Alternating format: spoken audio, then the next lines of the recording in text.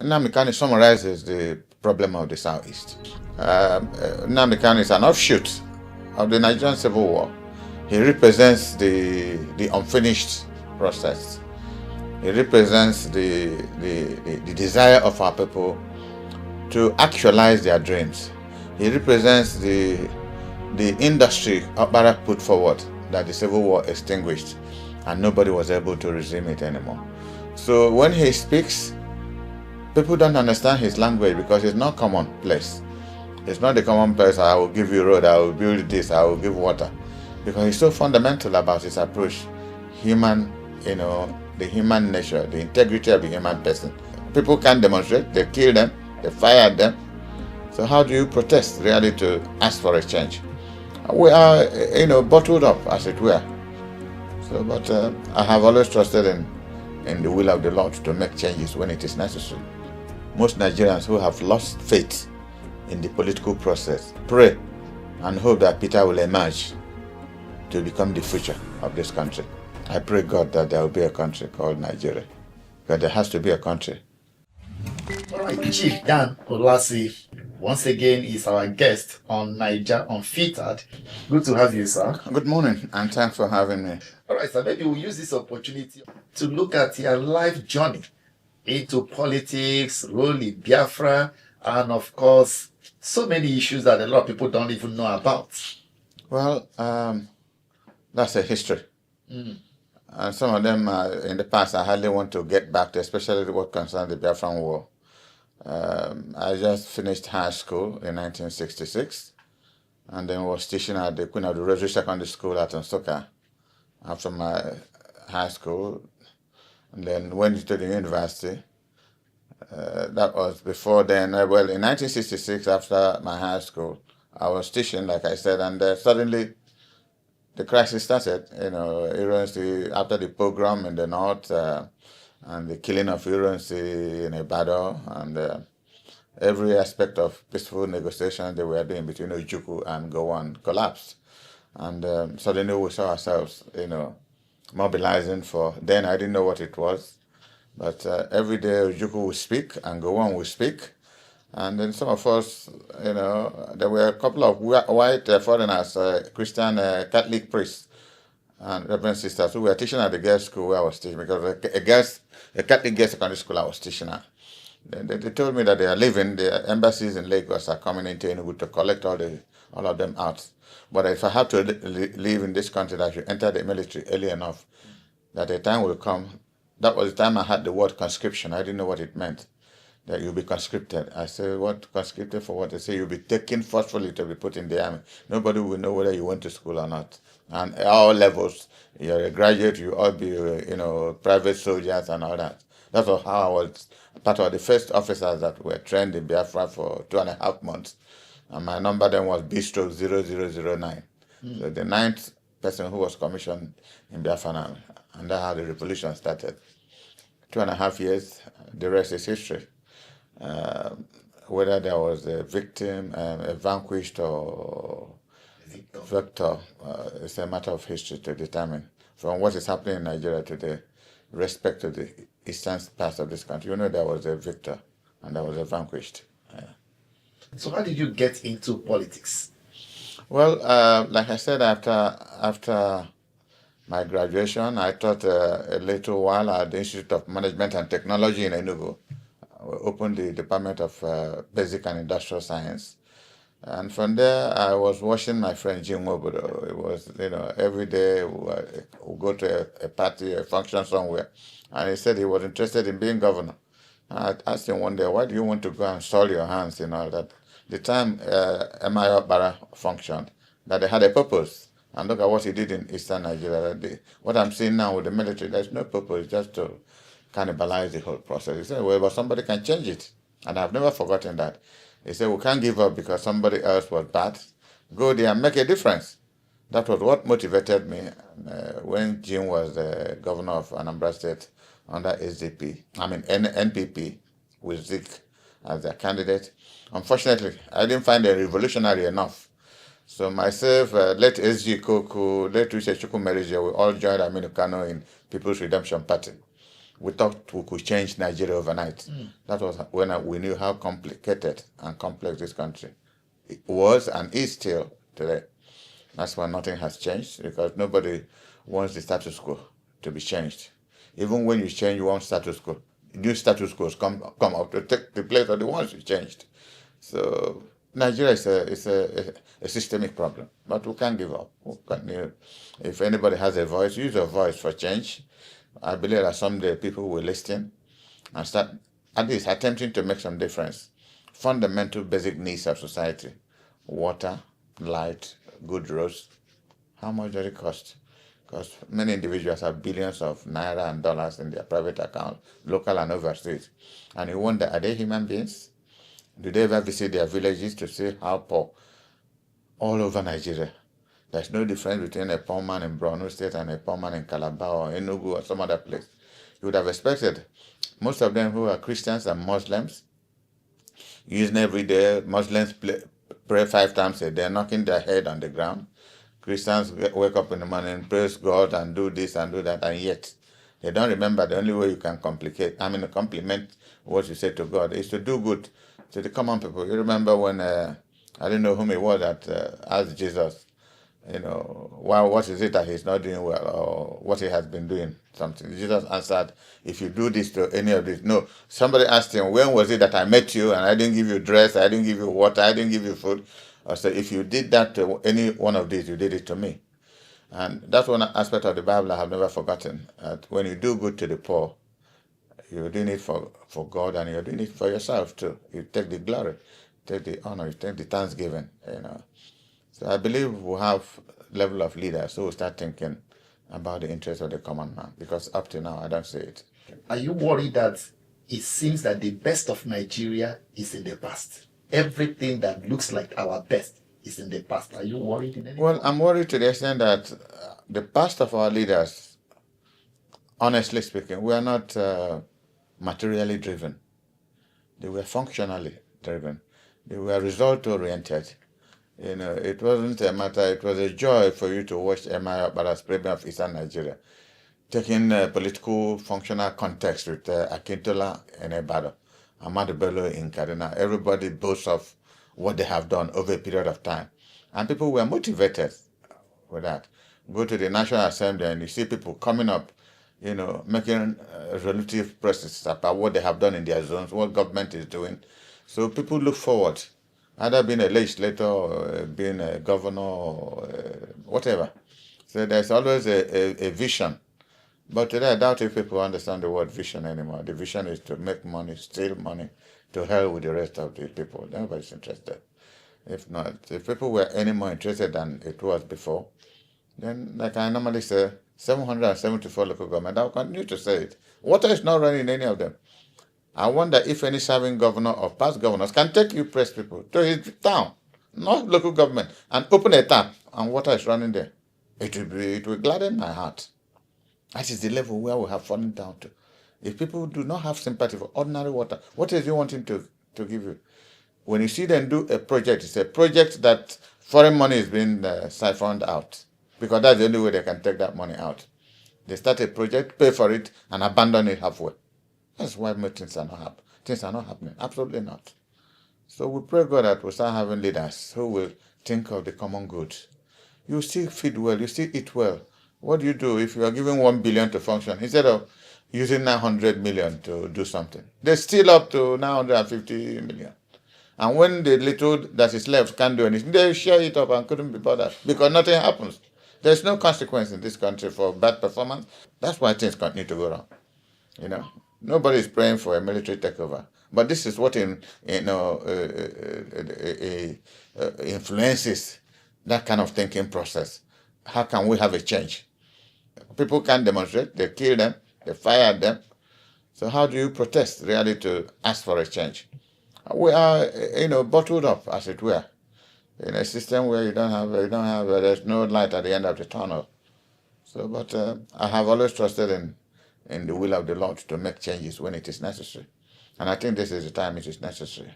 But how those changes will come, it will be imaginative for me to start saying I'm not in government. The much I can do when I have this privilege of some of you intervene me, you just use your voice to ask them how much money is enough money.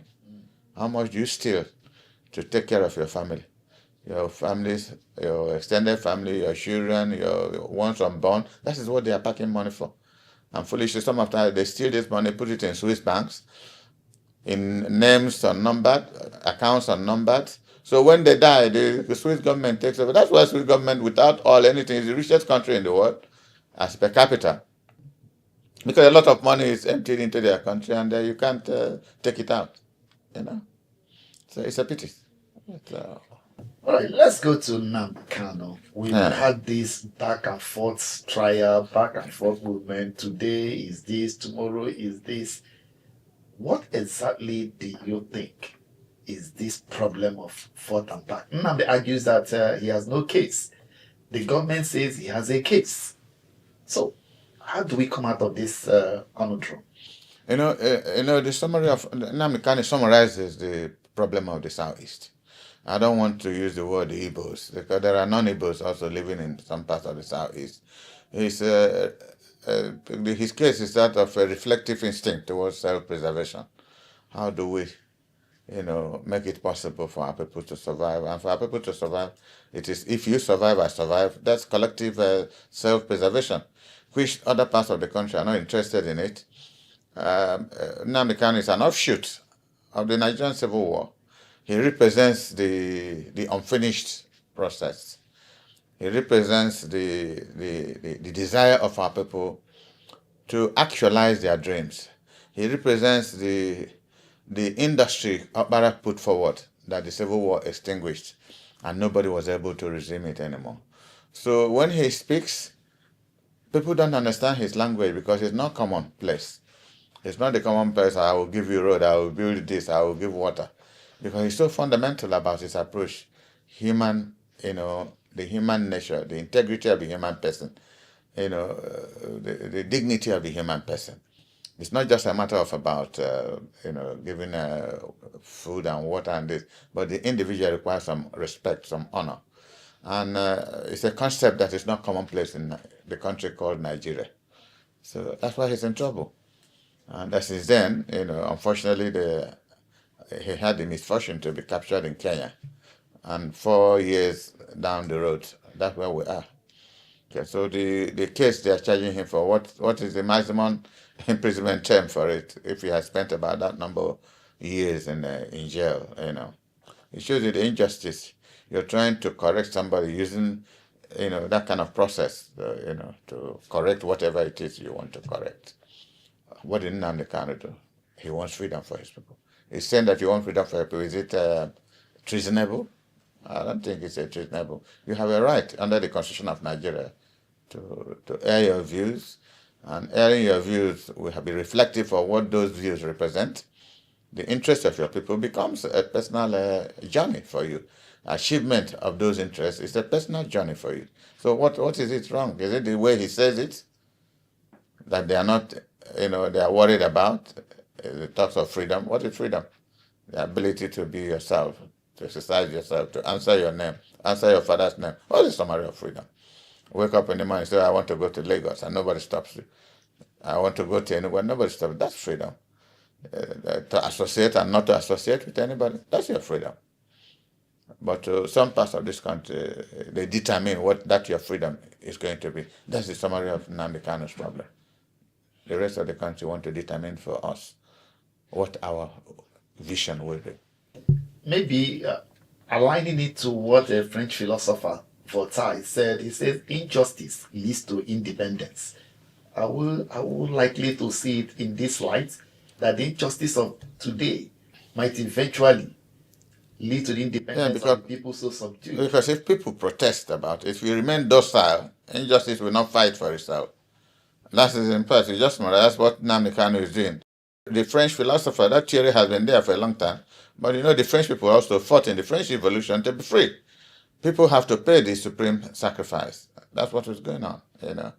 How you pay it depends on how you started, your own revolution, how you started, protesting, what process it is, just speech making or protesting on the streets or television discussion or, a variety of ways you can motivate your people to be able to achieve, an honest, purpose for their survival. Let's go to your party. What's happening to the PDP? There are currently 2 court orders from Court of Concurrent Jurisdiction. One saying go ahead, one saying don't go ahead. Well, it's unfortunate. Like I said in an interview a few days ago, when I see myself as part of the founding, members of the party, I didn't know it is what will eclipse again in my living memory. So it is very painful. You can see how painful it is for me. And when people like Alex Ekwemo, who suffer so much, for those persons, it's not alive. So how many people do we consult? I've been talking with a couple of friends, Jerry Ghana and some others, and we're thinking what to do. But whether the party can come back together, see, once there's a major split like this, it's difficult. This group suspends this group, the other one counters the suspension by giving their own suspension. So the loggerhead is no more a political loggerhead. It's like a war front, because you don't see anything good in anybody anymore, only yourself. Now, once political crisis reaches that stage, then it is almost irreconcilable and becomes irreversible too. So, but like I said, normally I don't give hope. We're meeting again tomorrow, Friday, to look at which way. That's the only thing I can say for now. Maybe in future we'll discuss about it, knowing again what development that will come out of this split that has just happened. But just to put it mildly, Nigerians feel that the party is causing a lot of nuisance and wondering whether they are not tired of the news, their endless crisis. Well, it's unfortunate. That's what poor leadership brings about. You don't manufacture leadership on the streets. People have to exhibit their, innate qualities. And it's only when you give them a position that you see those qualities playing out. You can't stoke out what you don't have, So the quality of going to school is not all about, it doesn't make you a leader. You can win an election, you can be a governor. That doesn't make it. Is what you do with that office you hold that makes you a leader. You become a governor, running siren on the highest way.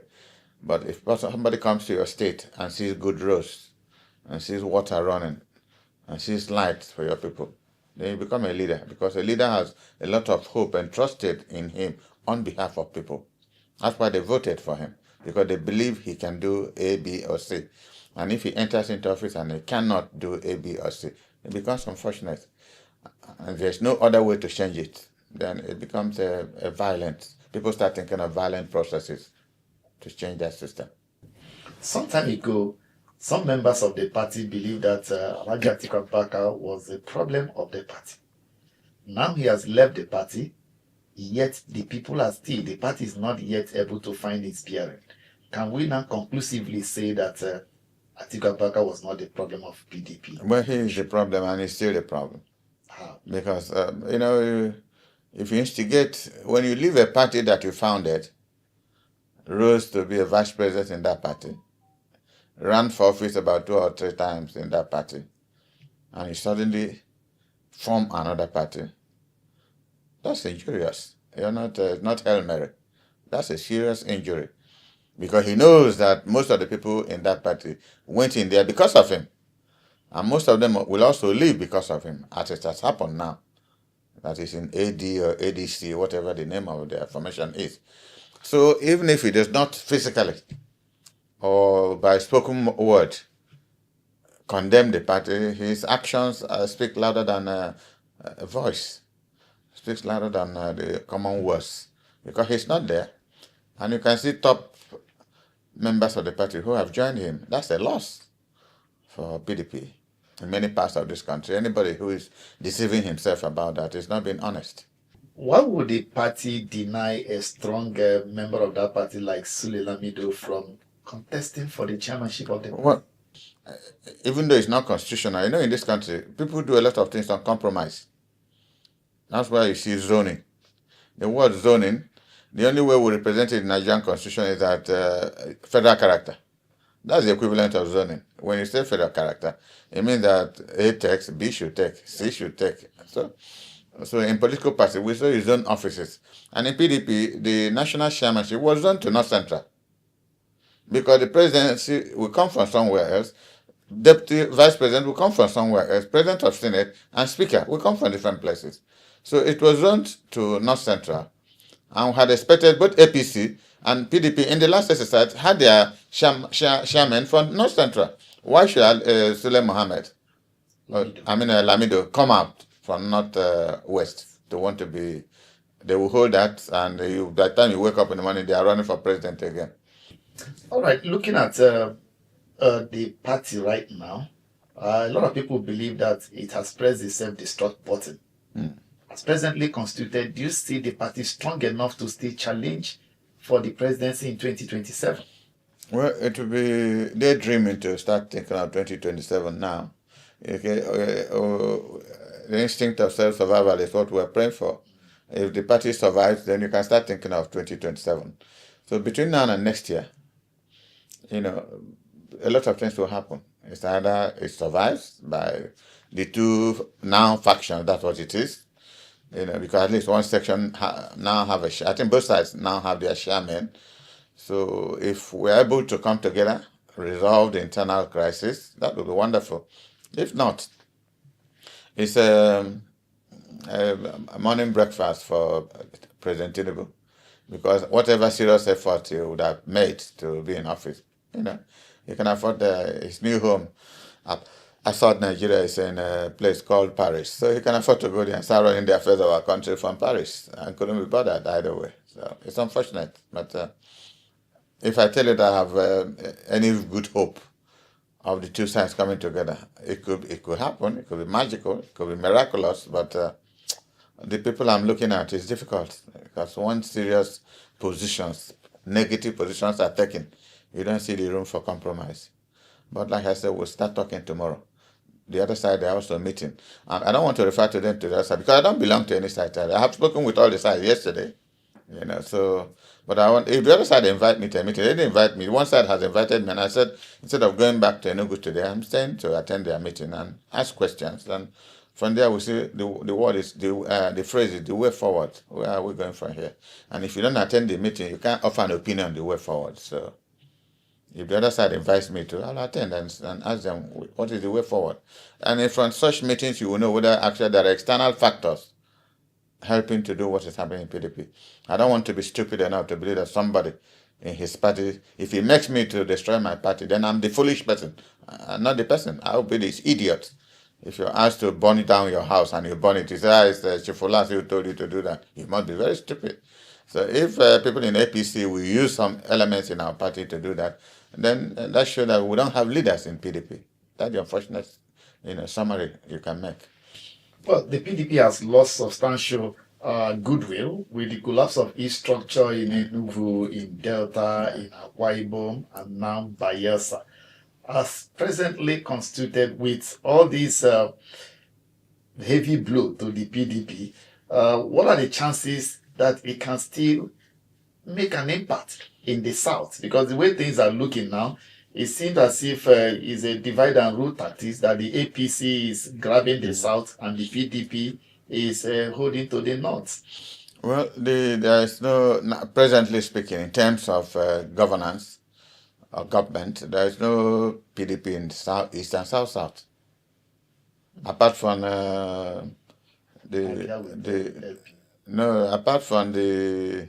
I'm talking of PDP. Apart from what appears to be PDP in Rivers State, you can't explain exactly what is going on there. So Abia is Labour. Let us watch again for how long it remains Labour. So it will be unfortunate if a governor like Abia, like Oti, who is doing very well, like Enugu governor. I said it in my last interview, I don't know in which station, that both of them are the best performing governors in this country. Very good. If you enter Enugu, nobody will tell you that. You think it was the period of M.I. Obara. He's doing very well. So I don't know what informed him. But when you look at the crisis in the party now, you can see that they therefore anticipated that there was no leadership in the PDP. So why do they remain in a place they might not have nomination to run for a second term after whatever they had achieved. So it's also some element of self-preservation. If you are doing a good work, you want it to continue. At least constitutionally, you have 2 terms to do it. Most of them are in their first term. And if the party does not offer them a future with their good performance, they have the inalienable right to want to have a future for themselves. And if they believe APC it is, no, you don't blame them. I would have wanted them for us all to come back together and then think of whether to form a new party, which is the beginning of what I will do tomorrow.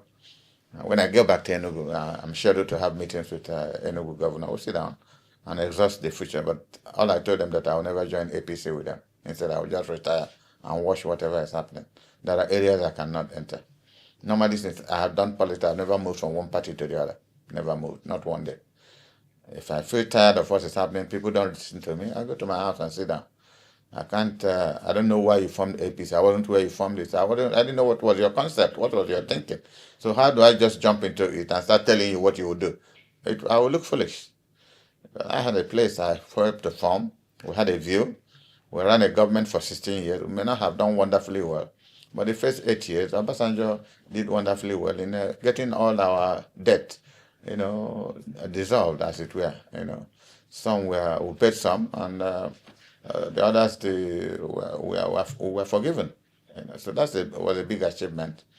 I didn't know what Harry did in his 8 years. Instead, he accumulated more debt from the one we paid off, and that's where we are today. So PDP, the future is bleak.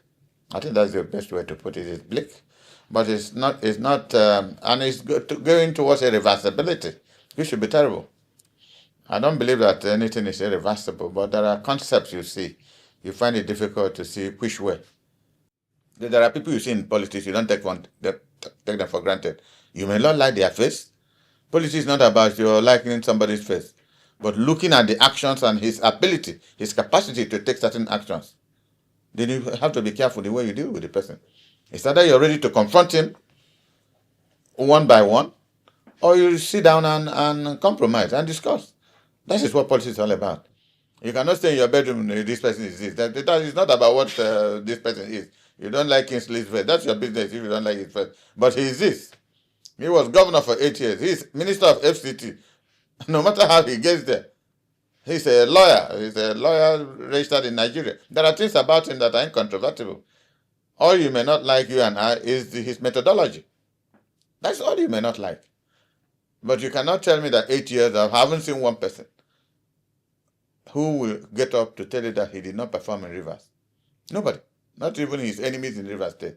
That emirs, Sultan, Igwes were coming to commission projects. They were not commissioning empty projects because they are seeing life. Where there were commission projects completed in his first 2 years, 4 years, 8 years. I don't live in Abuja, but people also tell me that he's making some differential progress in Abuja. Areas where people didn't have roads before, the tarring roads, asphalting them, even with the crisis he has back home. So I normally want to appreciate people. I tell you, there has to be a level of appreciation. Don't be just Mr. No Good. You are not good. I mean, nobody is good. You are the only one who is good. Are you God? How can you be the only one? Even if your enemy is doing well, appreciate him.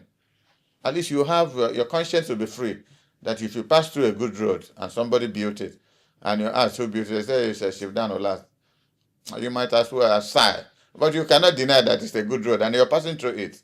You don't condemn, everything that somebody does. No, nobody does that. Some people are wondering why it is difficult for the PDP to act on the FCT minister Wike. It looks as if the party is going left. He says he's going right. Which is the party now? As he says it looks as this is the mistake you're making. Which is the party? Who is the PDP now? You can see the other day, Professor Jerry Ghana mentioned about a couple of 4 or 5 names. Sought for interview with him.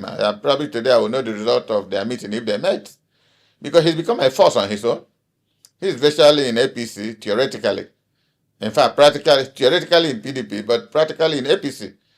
Because he's ready for battle. He started the battle. And people can't suspend him? Well, who suspends who now? There has been suspension now. You're just drowning your own voice. The other side, Damagu suspended one side, and the other side suspended Damagu. And it is believed that the other side is pro APC, whatever, whomsoever they are pro to, and the other one is pro Wike. So either way you look at it, if they are pro APC, the Damagun group, they are also pro Wike, because Wike is in APC supporting the president.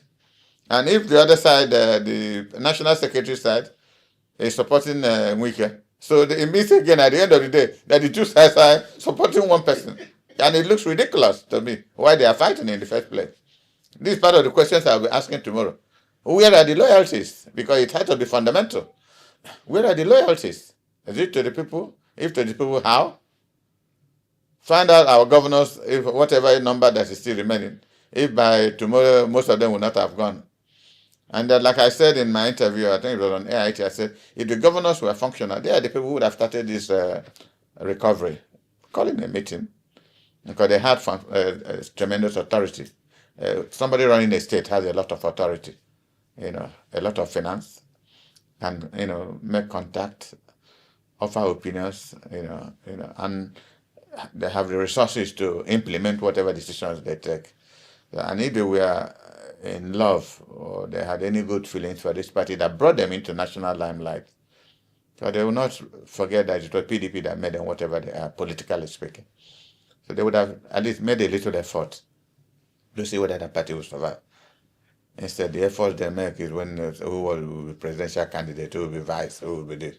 That's not the survival of the party, because the party has to survive because candidates emerge. If you don't have a plan, now there's no platform. Is there really trust within the party right now, especially among the governors that who are voices or influential figures in the party, that those who shout today we are doing this, the next day you hear they are now embracing the umbrella?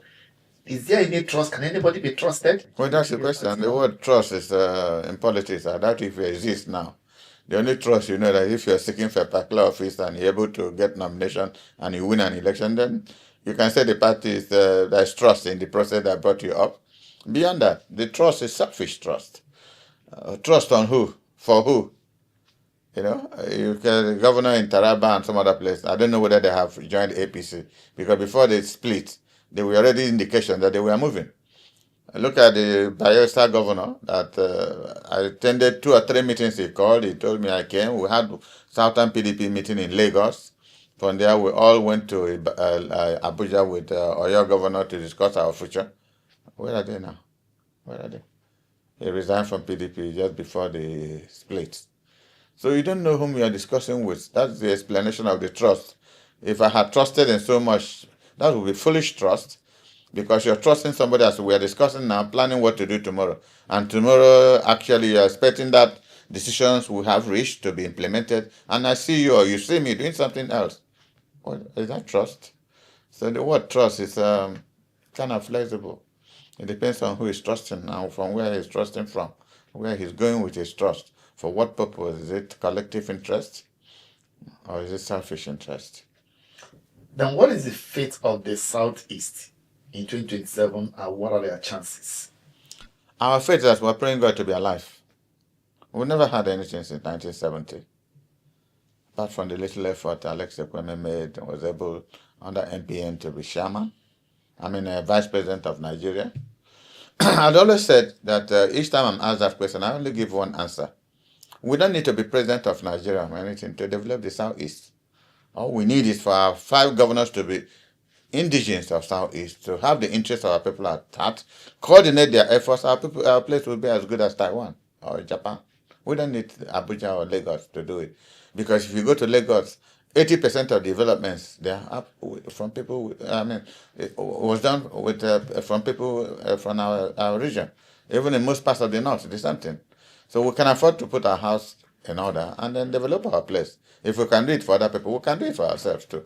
And it is circumstances like this that push people to start thinking home.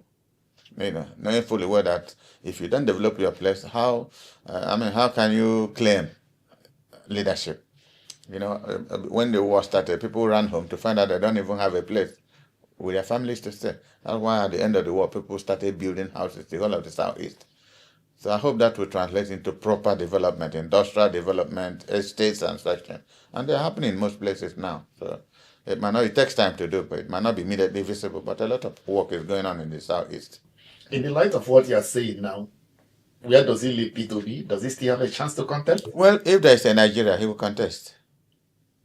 If there is a Nigeria, politically speaking, I think P2B has one advantage. He has gone beyond the call of duty being an Igbo man. He's a Nigerian. People look at him as a Nigerian hope, which is an advantage he had that no other leader has it. It's a Nigerian hope. Those who don't trust President Tinubu, most of them trust P2B. They believe he can make a change. Again, that is, thank God you use the word trust. That is where trust becomes valuable, becomes something you can look forward to. Most Nigerians who have lost faith in the political process pray and hope that Peter will emerge to become the future of this country. That is genuine trust. If somebody can lay his future, his family, and give it to one man, that's a lot of trust. And I believe that he cannot abuse it. He will not disappoint if God gives him the opportunity to be president of this country, if there is still a country. Why do you say there's still a country? Yes, you can remain in a place without it, and it's not a country. Once you balkanize a place, it's not a country. Because I don't know what is coming up from the north. A lot of meetings are holding on in different parts of the north. Nobody knows what is going to come up. So we're in a dilemma. The dilemma is the kind of situation that happened in the morning. You hear Ojukwu make a big speech. In the evening, Gowon replies him. And we continued this for about 2.5 months I think it was up to 2 years from the coup of 66. A few months, and then the civil war started. To the ordinary person on the street, you'll be excited. Ojukwu is going to speak in the evening. He speaks very well. He'll listen. The next morning, go on with this, I will crush this, I will do this. We didn't know crushing meant that people would die. Until the civil war started, and people started dying, and we saw the meaning of speaking English in the morning. So again, you can see the trouble rearing its head again. There's crisis in the politics. So if it's not from the military, it is even more dangerous if it's coming from the civilians who are supposed to be the stabilizing factors in the politics. You can start a revolution by voice. What you say in your mouth could be destructive, could raise hatred, mistrust. A lot of things could happen without really firing a gun. What do you make of Trump's claims designating Nigeria as a country of particular concern? Well, I'm one person who I don't take whatever Trump says seriously. He has a lot of problems in America. He should go and face his problem. But as a leader of the free world, he should take anything he says, not with a pinch of salt. But if it affects your country in one way or the other, and it is relevant to trying to make amends, if I were Tinubu and what he's saying, because I've seen bishops making speeches from Plateau that there are killings going on there. So at least for once, he says something that is happening. You may not like that, but it is true that there are killings. Because I've seen Anglican and Catholic bishops in Plateau saying there are killings going on. And who are doing the killings? Islamic fundamentalists are doing the killings. So I don't think Trump has gone far from the truth, considering what he used to do in the past.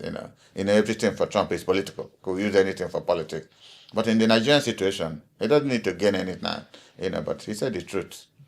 People would have petitioned him, maybe people in the Congress who had received petitions from Nigeria would have told him. And America has a lot of security establishment in Nigeria to be able to find out exactly what is happening. So he's not talking out of beer parlor speech. There must be enough evidential proof that something like this is happening. And he said that. And you can see our government struggling to explain. They are not defending. They are struggling to explain out themselves from what he said. And it's not been successful. They have done it very poorly. How do you feel when Nigerians seem to be excited by what Trump has said and seem to embrace it? And some of them are even saying, when is he coming? How do you feel? And how should the government feel with this kind of reaction to... You're talking of Trump wanting to come here to fight. How do you know who is going? The bomb will fall on his head. When an artillery bomb or something is dropped on the air, how do you know where it's going to drop? If people are being killed in Plateau, maybe the bomb drops on the same people that are being killed. And the people killing them maybe from Sokoto or Zamfara or somewhere. How do you know? So it's a very complex issue that you don't pray for. There might be other diplomatic pressures to be used. I will regard the statement of Trump as part of the diplomatic pressure, for government of Nigeria to be brought to sit down and talk and look area at Plateau, Benue, and other places, Zamfara, where killings are taking place. Who are the people carrying it out? I think that's the best way to look. Nigeria under President Tinubu is fast drifting to almost like a military rule. People are not allowed to protest if they gather. It's either the court is giving you restrictions where you should go, or the police is tear gassing them and picking them up. What should the president be doing to de-escalate this tension?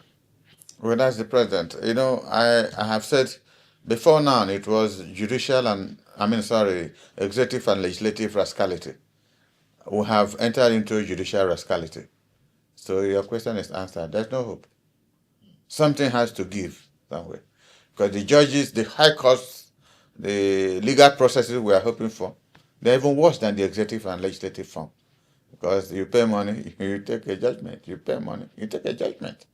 So we're in a very dire situation in this country, presently. Very dire situation, So I don't want to believe that must God come to settle every problem.